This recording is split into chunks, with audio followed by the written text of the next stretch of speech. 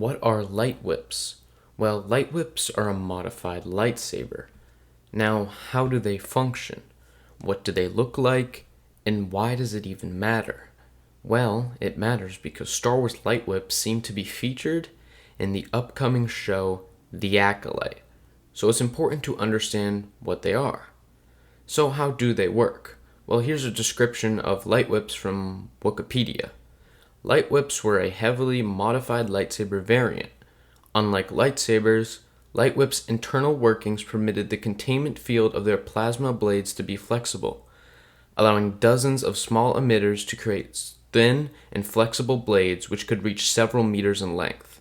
It was possible to modify a standard lightsaber to have a light whip mode with a control switch from the blade from the sword to whip and back again.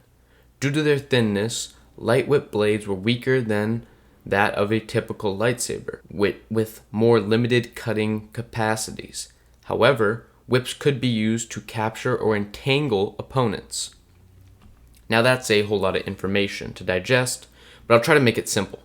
This description is a lot about the science behind the saber. How it works within the universe isn't that important. To give a simple answer, the light whip is like it says, a whip.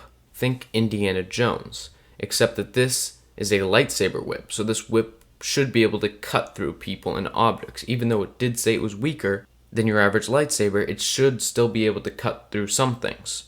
Now, how many things can it cut through? Well, we don't know. Here are some places where you may have seen them. Night Sisters wielding them. If that is the actual lightsaber kind, or it's some modified witchcraft kind, either way it still functions the same as a whip. Also, for those who watched the anime show Star Wars Visions, you have also seen the light whip in that show. Here is something interesting I have learned about these light whips. Ever played with a toy lightsaber and twirled it around and accidentally hit your own arm or some part of your own body? Well, when that happens, I think all of us have wondered, how does that not happen in the movies? When Anakin and Obi-Wan were on Mustafar doing all their twirls with their lightsabers, how did they not accidentally hit themselves? Well, it's an interesting question, and the only answer is that they must be so properly trained with sabers that those accidents of hitting yourself with the lightsaber can't happen. Well, what is really cool is that it seems that users of the light whip have to be very conscious of not hitting themselves with the whip. Because these whips, like previously stated, are an extremely long lightsaber that aren't a single straight beam as it operates as a whip.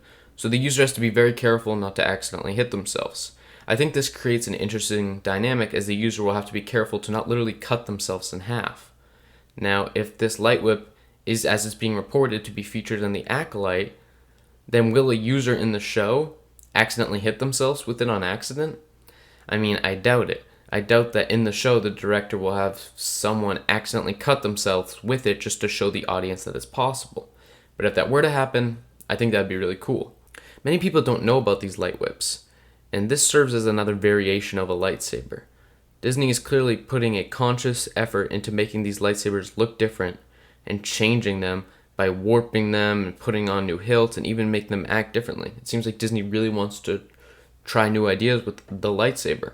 Now, if they do overuse this power, it will kill from the magic that is just the lightsaber. But as of now, I think the light whip can be really cool. Also, if it was featured throughout the High Republic and in the Acolyte show, then why didn't it get used during the Skywalker saga? Maybe the Jedi no longer had a use for them? Whatever it is, I hope it gets explained in the Acolyte show. Thanks for watching, and may the Force be with you.